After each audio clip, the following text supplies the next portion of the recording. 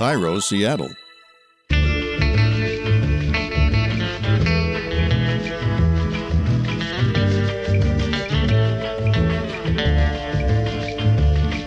This is Your Last Meal. I'm your host, Rachel Bell. Every episode, I interview a celebrity about what they would eat for their last meal.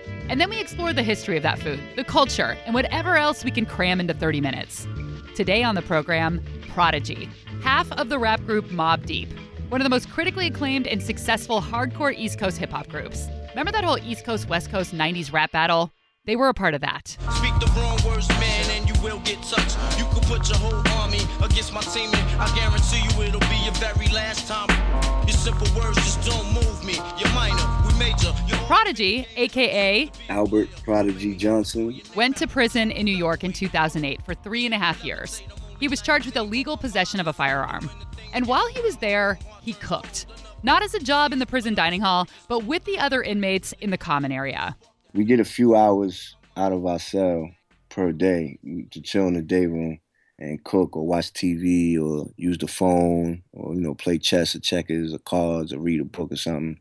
So during those times, me and the guys that I hung out with, we would always cook because we were working out a lot. And when you're on a real workout regimen, you have to eat. So that's what we would do. That was our thing. Work out, eat good, drink a lot of water. And, I went in with this plan to better myself and improve myself, and it worked out for me. But I learned that a lot of inmates, they don't have family and they don't have money, to afford food on commissary. So, they were forced to eat the prison chow every day. And that's the only thing they had to eat. And it's disgusting, man. You hear horror stories about people finding things in food. Inmates have access to a microwave, a toaster oven. They have plastic utensils. Prodigy says you could buy an old school can opener from the commissary. And together they would create recipes from a motley crew of processed foods purchased at the commissary, food mailed by their families, and bits and pieces stolen from the chow hall. Sometimes we would definitely steal little packets of salt and pepper and butters from the chow. The things that we would have in commissary were cans of salmon, the whole salmon stuffed in the can. You would actually have to debone it and clean it and all of that. And we would have tuna fish, canned chicken, barbecue sauce, and adobo and stuff like that. They had also rice and pasta. Prison cuisine, or Prizine, if you will, inspired Prodigy to write his new book. It's called Commissary Kitchen, My Infamous Prison Cookbook. And we will go deep into that later. Mobb Deep? We'll go Mobb Deep into that later. Sorry.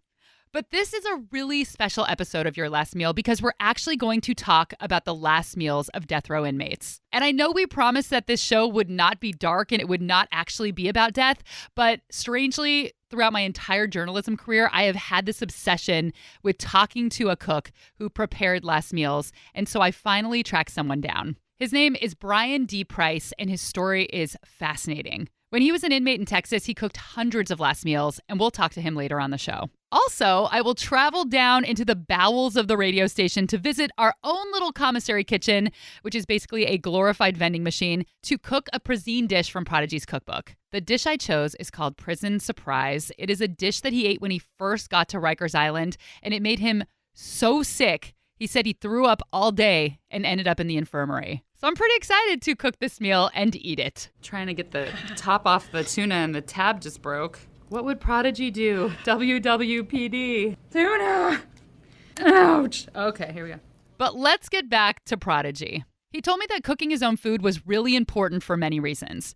First of all, he has sickle cell disease, which I learned on Wikipedia was kind of a burn that some of the West Coast rap groups would include in their songs when they were trying to burn Mobb Deep. Oh yeah, Mobb Deep. You wanna with us? You little young ass motherfuckers. Don't one of you niggas got sickle cell or something. You with me, you around have a seizure or a heart attack. You better back the up before you get smacked the up. And he says if he doesn't eat healthy, if he doesn't get a lot of fruits and vegetables, he will get sick. So his family would send him a crate of canned vegetables every month. And second of all, he says they just don't get enough food at meals in the chow hall. He says you're always hungry. But the biggest reason to cook your own food in prison is because the food in the chow was disgusting. What was the worst thing that you ate in chow that they served you? Oh, man, the worst thing probably had to be this bread pudding. And I found a pubic hair sticking in the middle of it. Gross. Yeah, it was disgusting. Yo. I was like, whoa, no, no, no, no, no. We ain't eating this no more. It's just slop, man. You hear horror stories about it, people finding broken glass in the food and just a whole bunch of craziness. So Prodigy and his buddies cobbled together meals, like the fake pad thai that he talks about in his cookbook. That's ramen noodles with canned chicken, canned vegetables, peanut butter, liquid eggs, and a little seasoning from the ramen packet. What is a recipe that you were really surprised that you could make in prison? I mean, I've heard about, using like the little cream packets to make a cheesecake. What is something that you made out of nothing? Definitely, probably like the pot stickers, the dumplings. That is a weird kinda, recipe. Can you talk more about that? What do you use to make the dumpling skin? There was two different ways we would do it. We would take like the pasta, we would get like spaghetti or elbow noodles, and you boil it. You get it soft, and then you just mush it together, make a ball, make a ball out of it, mush it together like dough, and then you just make it into a shape. You know what I mean, of a dumpling, and you could fill it with like chicken or tuna or whatever, and then close it up, and then put it in the toaster oven. You know what I mean, and then you got dumplings. We used to do the same thing with bread. Like if you take a loaf of bread and you put some water on it and you just turn it into dough, soft dough, and just make the dumplings out of the dough. You know what I mean? Did you just kind of sit around all day thinking like, what can I make? Were you getting all like Food Network chopped in your brain?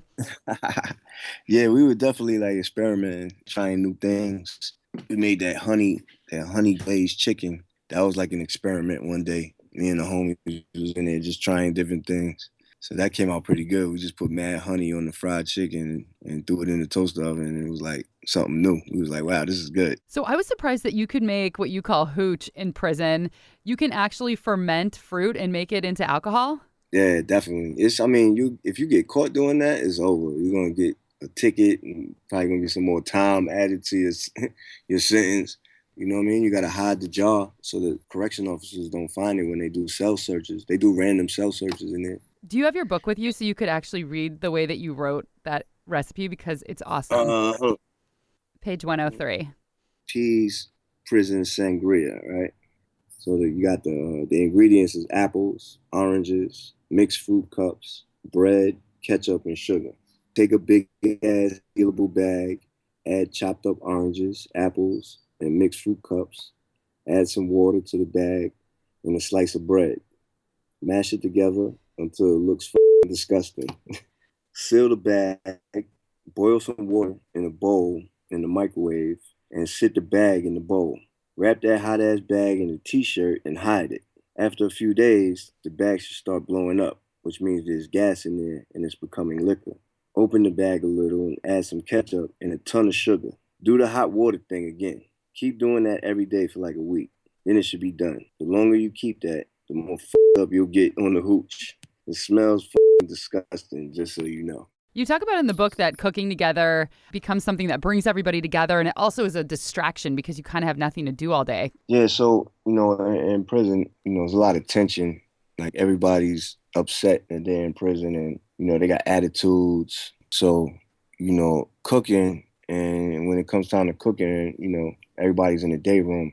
Usually, people share the food. Like I might throw in the rice, you throw in the salmon, somebody else will throw in the beans, and then we'll make the food and then we'll all eat together. Whoever chipped in, you know what I mean? And sometimes we might share it with somebody if we feel like, being nice or whatever. But the cooking, it takes like an hour or two to prepare a meal, you know what I mean, and sit down and eat.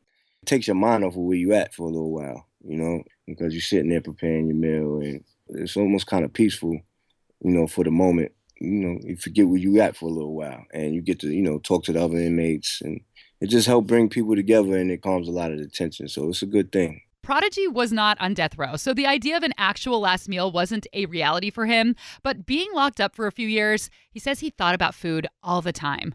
So when I asked him what his last meal would be, he had an immediate answer. Definitely Korean barbecue. What do you like to order? Oh, man, I'll get a little bit of everything. Salmon, beef, shrimp, chicken, probably some vegetable fried rice.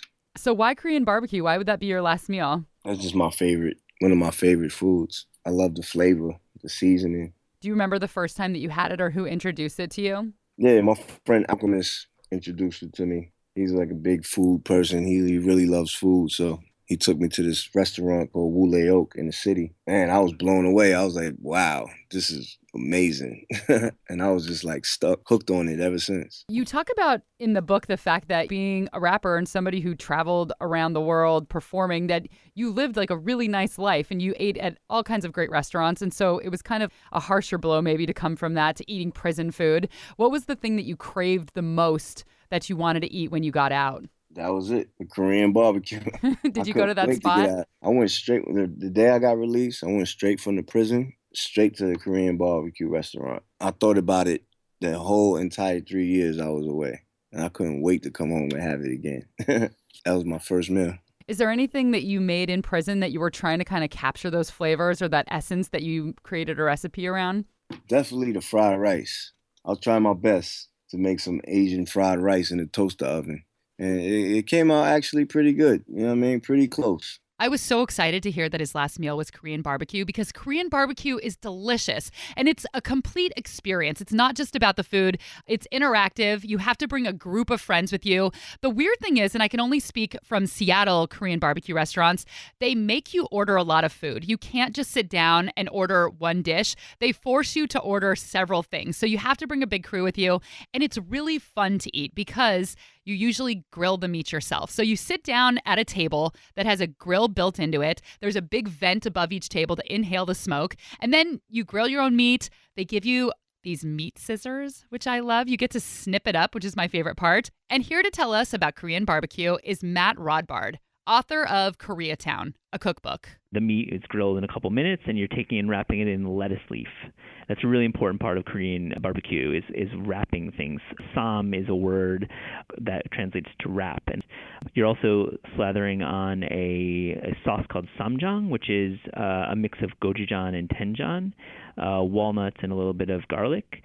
And then maybe throwing in some kimchi, and I'm sure you've heard of that. My favorite thing about going to Korean barbecue is the banchan. Banchan are the small plates that arrive before the meal. You could receive anything from a couple plates with like maybe some kimchi and some dried fish, or if you go to a more elaborate restaurant, they'll give you 14 dishes. And in the States, where Korean food is a little different than in Korea, you could get everything from potato salad to radishes to bubbling egg custards. Sometimes you'll get little whole fried fish.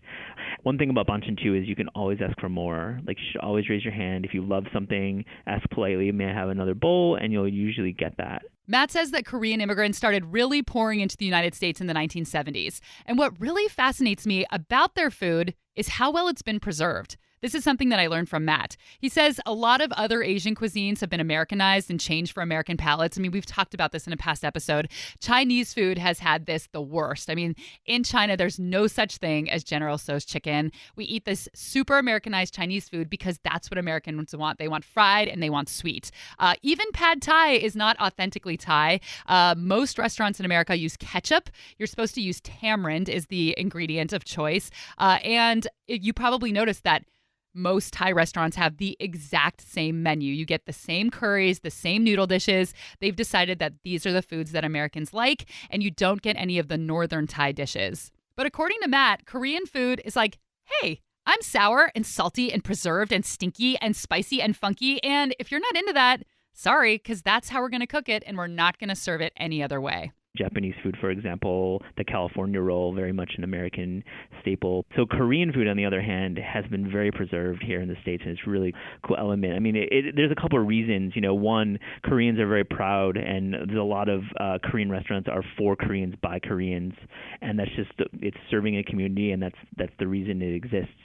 And second off, in Korea, you know, there really has been this tradition of food, and it's been so important to the culture that when you move to a place like the United States, it's just really, it's what you have to give and share is all these dishes.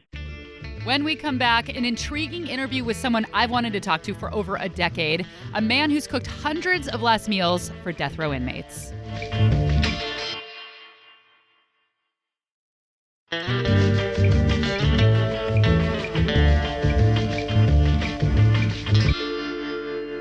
We don't usually discuss actual last meals on this podcast. This was something I feel like I promised you that it wasn't going to be morbid. It wasn't going to be a death-related podcast.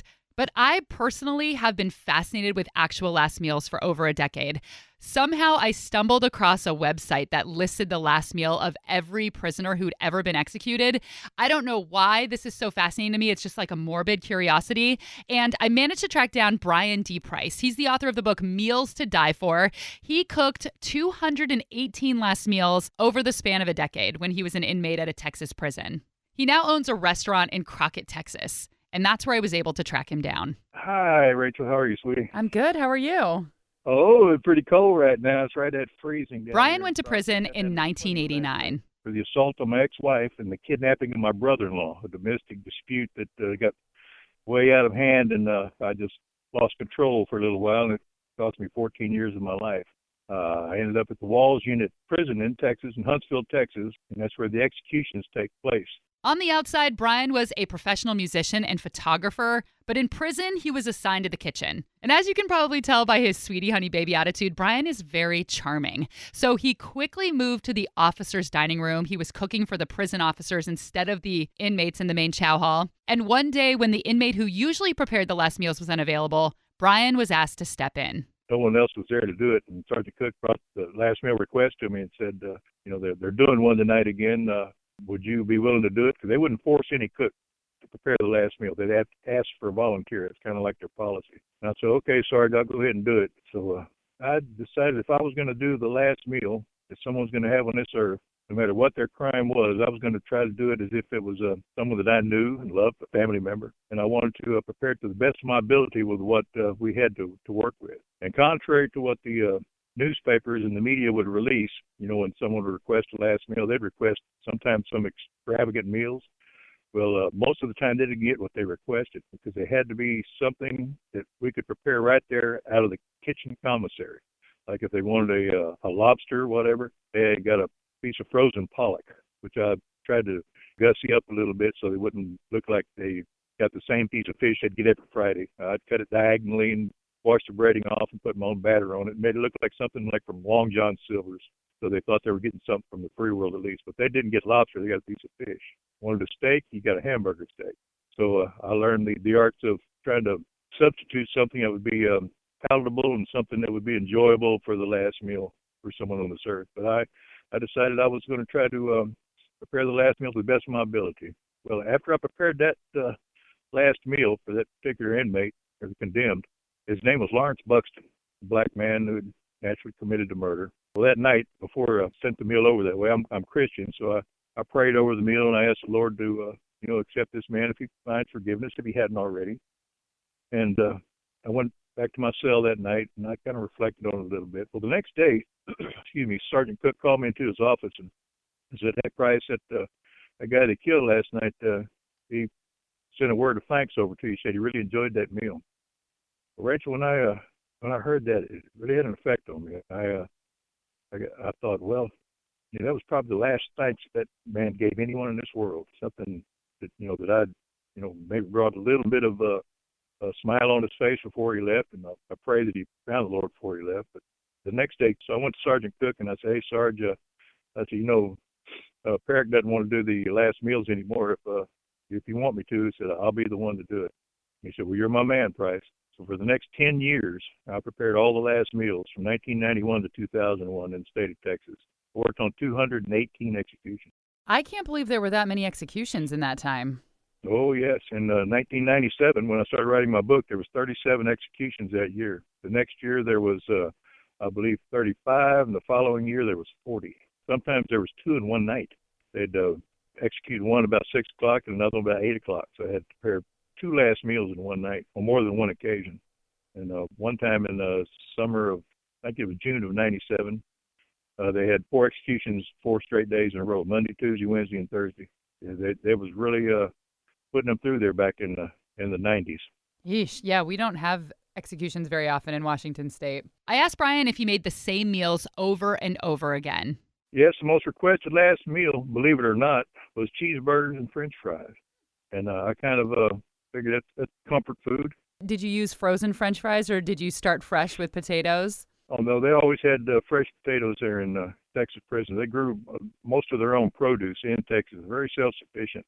And I remember one man, he wanted he was executed on his birthday by request, and he wanted a homemade cheeseburger, a whole plate of French fries, and I believe strawberry ice cream and a cake for his last meal. And the bakers also made homemade buns for it. They're really big. It was a monster burger. When the execution was over, they'd always send back the tray and such with whatever leftovers, or if they ate anything at all. Sometimes they didn't eat at all. I guess they lost their appetite. But that man ate everything but like one bite of that cheeseburger and a couple French fries.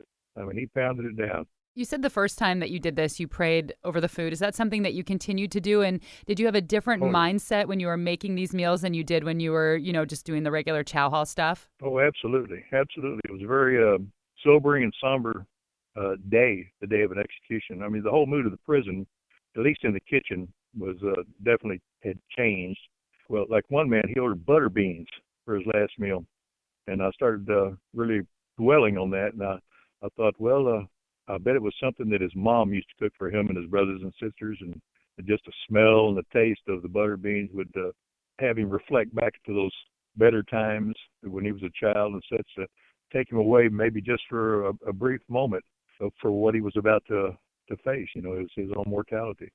So the butter beans, I felt, was something that he probably had when he was a child. His mom probably used to cook, so he requested that for his last meal. What are some of the more unusual things that people requested? Well, one condemned man requested Scotch eggs, and that was a dilemma because no one knew what it was. My Captain Parkins, she didn't know what a Scotch egg was, and we were asking around. Well, we had another sergeant there, Sergeant John Agan.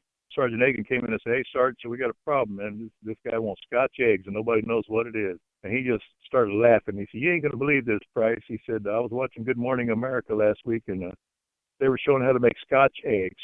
I said, "You got to be kidding me, Sergeant." He said, "No, really." He said, "It's a boiled egg, wrapped in sausage, dipped in pancake batter, and deep fried, and served with pancake syrup." That's what I'll be. So we were able to pull that one out of the hat. Then you have your strange people. One man wanted dirt from the grave that he was going to be buried in for his last meal, some type of voodoo ritual. We gave him yogurt instead. Could people order literally as much as they wanted?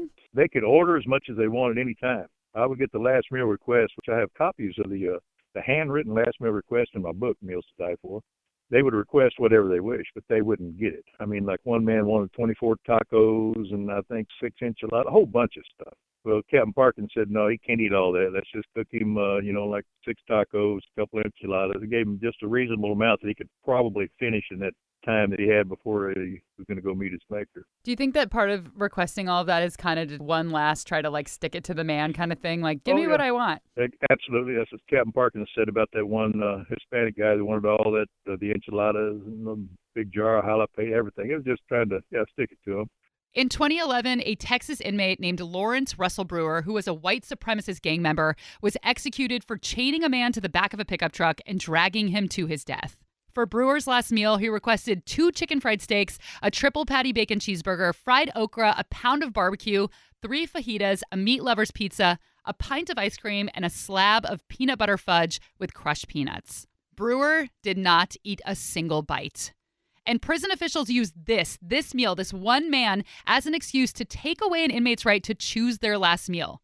In 2011, Texas halted the tradition forever, saying an inmate does not get to choose their last meal. They can eat whatever's on the menu that day at the chow hall. Senator John Whitmire, chairman of the Senate Criminal Justice Committee, said, quote, "It is extremely inappropriate to give a person sentenced to death such a privilege." And this outraged Price, who was already out of prison, he was married at this time, he was running his restaurant, but he felt very strongly that an inmate already did their time. He thinks they're already paying the ultimate price. They're losing their life for the crime they committed. So the last meal is just one last choice they get to make. A little bit of comfort before they go to meet their maker. And Brian felt so strongly about this, he contacted the state, he contacted the prison, and he offered to come back and prepare the meals himself. I offered to prepare the last meals again, myself at my own expense, because Texas had stopped the last meals. His offer was denied. But he's still working on it. He wants to get the Texas legislature to reinstate the last meals. Before you went to prison, were you against the death penalty?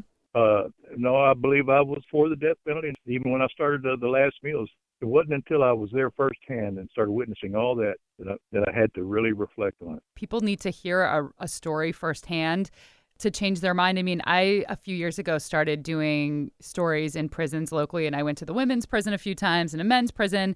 And it's kind of been my thing on the air to try to humanize these people, because I think so many people have this attitude of just lock them up, throw away the key. They don't deserve good food. Who cares? Just leave them in there. And it's like, well, what is it? 97% of people get out. Like, don't you want them to be good human beings? So you have to treat them well and try to help them. I mean, it just drives me crazy how it's just this attitude. And then, people get out and they can't get a job or an apartment because of their criminal past. Of course, they're going to go back and do what they were doing before and commit crimes. That's wonderful to hear you say that, Rachel. You're an exception to the rule. Most folks and most of the journalists or interviews that I've done throughout the years, the majority of them, they have that outlook, mentality, or whatever. Just lock them up, throw away the key. They don't deserve another chance, or so on and so forth.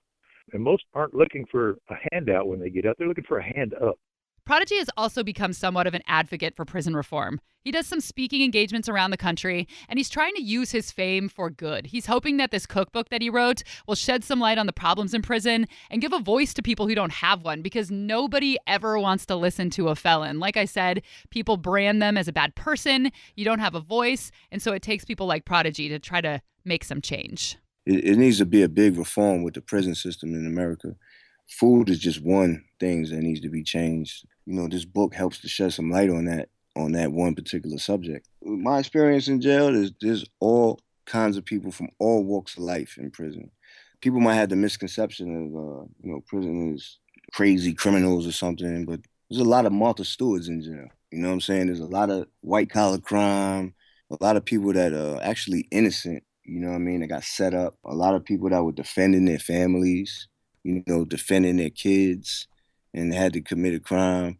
Maybe they were defending their daughter or their son, and all kind of reasons and many ways to be in jail. And you come from all walks of life. You can be locked up just by making a mistake. You got good people in prison. You know what I'm saying? It's not just all bad, evil people. You got good people in there too, man. You know what I'm saying? Like, that deserve good treatment. Like, they deserve better condition in jail. They deserve a cleaner, healthier time to serve. You know what I mean? They're serving their time already. They're already away from their families and their life and their careers or whatever. They're already serving their time. Give them better conditions. Give them better food. Like, you know what I'm saying? There's not much to ask for. Going back to Chef Brian for a couple of minutes, when he went into prison, he believed in the death penalty. And then he completely changed his mind after working so close to these people who were executed. And he told me a couple of stories about people who worked within the prison system to kind of shed some light on the fact that not everybody is so hardened and mean to the inmates. He told me one story about a warden who would be in the room with the person who was executed, and he would put his hand on the leg of every inmate who was executed so that they felt like they had somebody with them when they died, that they weren't completely alone. And this warden retired 2 years early. He just couldn't take it anymore. He couldn't do that job any longer. Here's another one of Brian's stories about another prison official who was deeply affected by capital punishment. I mean, when I first got there, it was horrible, man. There was rats running everywhere and cockroaches and such, and you'd see them in the food. It was terrible. And that was in the late 80s and early 90s. Well, Captain Parkins took over, and she brought an air of femininity to that. She put curtains up in her office. She had, the health department come out and clean that place up. She had compassion and respect as long as you gave it back to her for the inmates. I'm sure you've probably heard of Karla Faye Tucker. She was the first woman executed like in 100 years in the state of Texas. She had given her life to the Lord while she was behind bars, and she committed a horrible, heinous crime with another guy, killed two people with a pickaxe in a drug-induced frenzy. And anyway, Karla Faye Tucker, there was a lot of media coverage, for a whole week before the execution, satellite trucks from all over the world, outside the unit. But on that day, Captain Parkins came out and she wanted to help me do the last meal. Karla Faye had requested bananas, peaches, a garden salad, so on and so forth. And so she went and purchased these things herself because we didn't have them there in the prison commissary. And she came out and she brought in some paper plates that had little flowers on them, real feminine looking, because normally you serve on these blue plates, plastic plates that you have in the officer's dining room. But she brought these little flowery paper plates, and she helped me peel and slice the peaches and the bananas and a cucumber, which we peeled and sliced, and a garden salad with ranch dressing. Arranged it real nice on that plate. And I remember she wore her hair up like in a beehive. I don't know if you remember the old beehive hairstyles from the 60s. Both of her hands, she's a real little gal, about 4'9", about 60-something years old. I remember she touched with both hands her hair, kind of patted it. She said, well, that's the best we can do, Brian. She said, I'm going to take it on over there to her. And she never did anything like that. She always had one of our sergeants deliver the last meals to the death house. And I said, Faye, I don't think that's a good idea, because I know how, she has a big heart. I thought that would have an effect on her. And she said, no, I want to do it. Well, she did. She took that last meal over to Karla, Faye. And about, half hour later, she came back. And when I seen her walk out of the officer's dining room and into her office, her face was ashen, kind of pale. And she went and sat down at her desk, and I walked up and knocked on the door, and she waved me in. And I came in, and I said, well, Cap, how was she? He said, Brian, that was just the sweetest girl. She said she just thanked us for the meal, and hoped that it wasn't having a big effect, and she wasn't too much trouble, is what she said. And she said, Brian, I just can't believe they're going to kill that. And then she repeated herself. She said, I can't believe they're going to kill that. And she burst into tears and put her hand in front of her face and waved me away right quick. So I left the office. And probably about 15, 20 minutes later, she waved me back in. I shouldn't have went over there. You're right, I should have went over there. She said, I'm never going to be the same. So it had a big effect on Captain Parkins, too. So the myth that the Texas officials were cold-blooded and heartless, that was a myth also. I've seen them firsthand, and I'm the one and only one that probably was able to witness something like that. We'll be right back.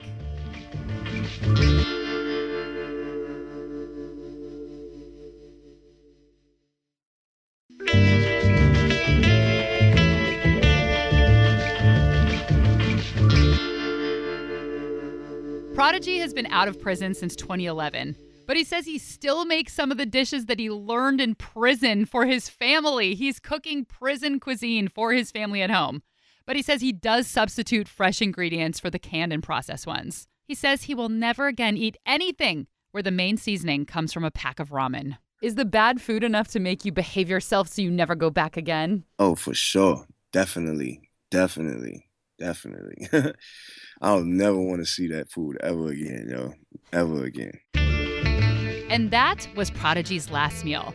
Stick around after the credits. We have one more fun thing. I cooked the most disgusting recipe in Prodigy's cookbook. It is simply called Prison Surprise. It made him throw up more than 3 times. I made it in the basement of this radio station, and one of the main ingredients is Doritos. So please stick around for that. It is a culinary delight. But for now, I want to thank Prodigy for being on the show. Pick up his cookbook. It's called Commissary Kitchen, My Infamous Prison Cookbook. He promises that it would be a perfect gift for a college student living in the dorms. Thanks to Matt Rodbart, author of Koreatown, a cookbook, and Brian D. Price, author of Meals to Die For. You should probably read all of these books. Thanks to my producer, Aaron Mason, original music by Prom Queen. And if you like what you hear, we would love you forever if you would subscribe to the podcast, and even better, write a review. If you used to be a teacher's pet, get back at it. You can be a teacher's pet. Pretend I'm your teacher and write me a nice review. And we're going to take a little break for the holidays, so our next episode will be in the new year. Have a happy holiday, eat like a pig, be nice to your mother. I'm Rachel Bell, and until next time, this is your last meal.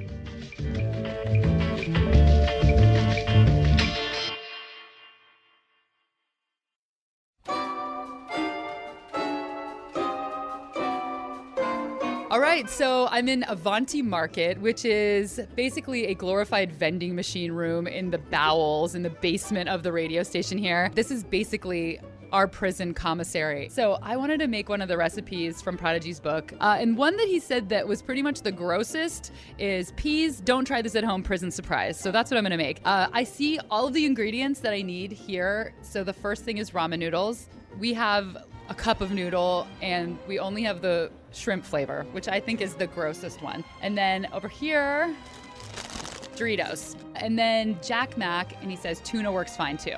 So we have these little snack on the run bumblebee tuna salad. It looks like it's like a tuna salad mix with crackers. So this will be our tuna. It'll have a little extra Flava Flav. And then it calls for hot sauce, which I always have at my desk. I always have a bottle of Tapatio. So we're gonna grab all these items and then head to the microwave and make prison magic. So I just filled up the cup of noodle with hot water, and we're gonna let it sit. Okay, so the ramen is a little al dente. I'm gonna pour all the broth out because we just need the noodles. I'm just gonna put this tuna fish in the noodles cold. It's a scent I've never smelled before. All right, so we're going to open up the Doritos and crush them up until they're in a fine powder and mix them in with the cooked ramen noodles. He doesn't say to add the hot sauce, but I'm assuming I'm supposed to, so I'm going to. And then the last bit of instruction says, good luck, yo. All right, so it's all mixed up. We're going to take it back to the studio and taste. Okay, so we just cooked up peas. Don't try this at home. Prison surprise. So now's the final moment to taste this creation. So basically, it is beige and orange, and there are specks of green from the tuna fish because it had celery in it. It is definitely, though, a beige buffet. So here we go. Ramen noodles, plastic fork, Doritos flying onto my jeans. That's actually kind of good. Really? Like, not good in a, I would like to have peas, don't try this at home, prison surprise for dinner tonight, but in the undeniably addictive way processed foods with MSG mixed together make you want to eat more of it. It has this salty, addictive kind of flavor to it, and there's a crunch from the chips. I'm going to let you taste this. Yeah. I'm going to take another bite, though. The interesting thing is that it actually tastes like a dish. It doesn't taste like ramen noodles and then Doritos and then tuna. You don't really taste the individual ingredients. It tastes like it has melded together into one dish. What do you think? You're right. So if I was in prison, I would definitely eat this. From the way that Prodigy made the other food sound, this actually, I can imagine, tastes much better than the slop that they eat in the chow. Oh, yeah. There's no glass in this. There are no pubic hairs in this. So already it is better than what you might expect in the chow hall. My tongue is a little bit burning with salt. Do you feel that feeling? Absolutely. But again, it tastes pretty good. Yeah. As far as that brain trickery. I would imagine that prison food is probably really bland and boring. And this has so much flavor, so much salt, that probably makes you feel better. Very salty. But so is prison. I'm still eating it. Why am I still eating it? Mike's off 2 minutes ago. Why am I still eating this? The tuna didn't even wreck it. Nothing could wreck this. You want more? Kinda. Yeah, here you go.